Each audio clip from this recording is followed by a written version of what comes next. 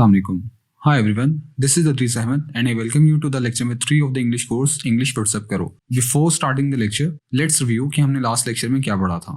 सबसे पहले हमने वर्ड्स के बारे में पढ़ा था, उसके बाद सेंटेंस के बारे में पढ़ा था, पार्ट्स ऑफ सेंटेंस कौन कौन से होते हैं उनके बारे में हमने पढ़ा, वर्ब क्या होता है वो हमने पढ़ा, देन सब्जेक्ट पढ़ा, ऑब्जेक्ट पढ़ा, नाउन पढ़ा और प्रोनाउन पढ़ा. अब हम स्टार्ट करते हैं आज के lecture. First of all let's no कि वर्ब क्या होता है. ऑल्दो हम प्रीवियस लेक्चर में वर्ब के बारे में पढ़ चुके हैं, लेकिन आज मैं आपको वर्ब के बारे में मजीद कुछ डिटेल से बताऊंगा. वर्ब एक एक्शन को भी जाहिर करता है, एक स्टेट को भी जाहिर करता है. अब एक्शन और स्टेट इन दोनों में क्या फ़र्क है इसके बारे में भी आपको क्लियर हो जाएगा. एक्शन जो होता है उसमें किसी ना किसी किस्म की मूवमेंट यानी हरकत लाजमी शामिल होती है, जबकि जो स्टेट होती है उसमें किसी भी किस्म की मूवमेंट यानी हरकत शामिल नहीं होती. और एक्शन में जो एक्शन होता है वो ये बताता है कि सब्जेक्ट क्या काम करता है, क्या काम कर रहा है, जबकि स्टेट ये बताती है कि सब्जेक्ट कौन है, किस तरह का है और कैसा है. इसके बाद प्रोनाउंस. प्रोनाउन का टेबल यहां पर मौजूद है. अब प्रोनाउंस कौन कौन से हैं? I, we, you, he, she, it and they. ये सारे सब्जेक्ट्स के तौर पर इस्तेमाल होंगे. और ऑब्जेक्ट्स के तौर पर कौन से इस्तेमाल हो सकते हैं? आई का ऑब्जेक्ट होगा मी, वी का ऑब्जेक्ट होगा अस, यू का ऑब्जेक्ट होगा यू, ही का ऑब्जेक्ट होगा हिम, शी का ऑब्जेक्ट होगा हर, इट का ऑब्जेक्ट इट ही रहेगा, जबकि दे का ऑब्जेक्ट होगा देम. थर्ड कॉलम में मैंने इनके मीनिंग्स भी लिखे हुए हैं. आई और मी, इनका मतलब मैं, वी और अस हम, यू तुम या आप, इसकी इंग्लिश आप यू से कर सकते हैं. ही और हिम वो किसी एक लड़के के लिए इस्तेमाल होता है. शी और हर वो यानी किसी लड़के के लिए इस्तेमाल होता है, लड़की के लिए. इट और इट ये या वो मतलब किसी बेजान चीज के लिए इस्तेमाल होता है ये. और दे और देम ये वो यानी ज्यादा लोगों के लिए जो कि प्रेजेंट ना हो, एब्सेंट हो, उनके लिए इस्तेमाल होता है.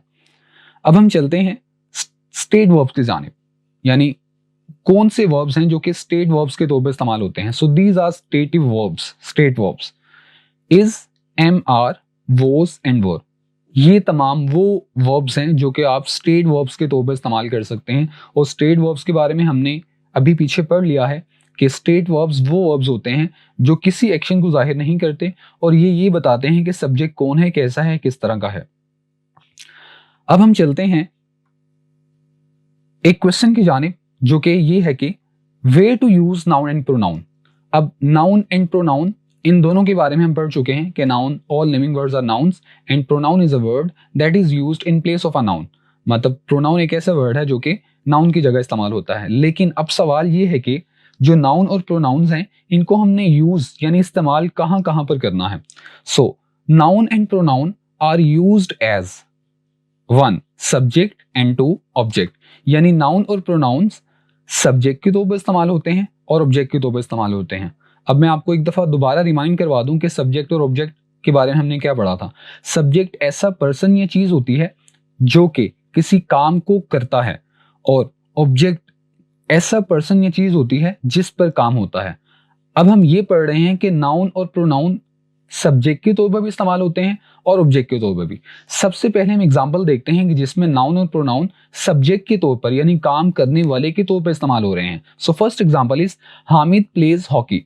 अब यहां पर जो एक्शन है वो प्लेज है, खेलना. खेल कौन रहा है? Hamid, which is a noun. तो यहां पर आपने देखा कि जो नाउन है वो एक सब्जेक्ट के तौर पर इस्तेमाल हो रहा है. इसी तरह अगर हम दूसरे जुमले में की तरफ मूव करें, ही प्लेज हॉकी, यहां पर भी एक्शन प्लेज है, खेलना, लेकिन यहां पर कौन खेल रहा है? ही, जो कि एक प्रोनाउन है. तो यहां पर आपने देखा कि एक प्रोनाउन सब्जेक्ट के तौर पर इस्तेमाल हो रहा है. अब हम चलते हैं कि नाउन और प्रोनाउन कैसे ऑब्जेक्ट के तौर पर इस्तेमाल होते हैं. So first example is I saw Hamid. यहां पर एक्शन जो है वो है सॉ, देखना. अब किसको देखा गया, किस पर काम हुआ? वो है हामिद. तो यहां पर आपने देखा कि जो हामिद है वो एक ऑब्जेक्ट के तौर पर इस्तेमाल हो रहा है. और दूसरी एग्जांपल में आई सॉ हिम, यहां पर भी एक्शन सॉ है, देखना, लेकिन यहां पर आपने देखा कि यहां पर जो ऑब्जेक्ट है वो एक प्रोनाउन है. सो यहां से आपको मैंने ये बता दिया कि नाउन और प्रोनाउन ऑब्जेक्ट के तौर पर कैसे इस्तेमाल होते हैं. अब हम चलते हैं कुछ बेसिक सेंटेंस स्ट्रक्चर्स की जानिब जिनसे आप जुमले बनाना स्टार्ट कर सकते हैं.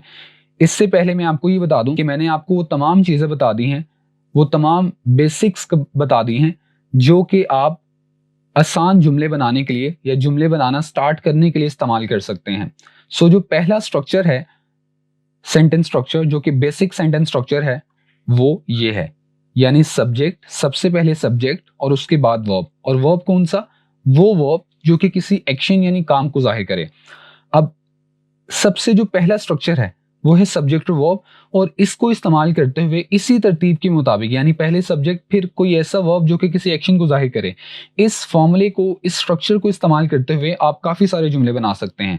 So I have some example for you. First of all, first example is he runs, वो भागता है। यहां पर आपने देखा कि जो पहला जुमला है वो पहले स्ट्रक्चर के मुताबिक है, ही रन्स, ही सब्जेक्ट है और रन्स एक ऐसा वर्ब है जो कि किसी एक्शन को जाहिर कर रहा है। दूसरी एग्जाम्पल इज शी लाफ्स, वो हंसती है। शी सब्जेक्ट और लाफ्स वर्ब जो कि एक एक्शन है। Third example is they exercise, they subject, exercise दोबारा एक ऐसा वर्ब जो कि किसी एक्शन को जाहिर कर रहा है। तो इस स्ट्रक्चर को इस्तेमाल करते हुए आप इस तरह के काफी सारे जुमले बना सकते हैं। Now let's move towards second structure. So the second structure is subject, verb and object. अब ये पहले वाला ही स्ट्रक्चर है, बस मैंने यहाँ पर एक और पार्ट को ऐड किया है, दैट इज ऑब्जेक्ट। यानी सब्जेक्ट, फिर उसके बाद कोई ऐसा वर्ब जिस पर जो किसी एक्शन को जाहिर करेगा, और उसके बाद एक ऑब्जेक्ट।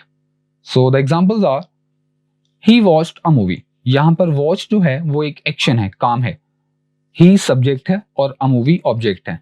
तो ही सब्जेक्ट, वॉच्ड वर्ब यानी एक्शन, और उसके बाद अ मूवी जो कि एक ऑब्जेक्ट है। Second example is she drinks juice. She is subject, drinks is verb, juice is object. Third example is I eat apples.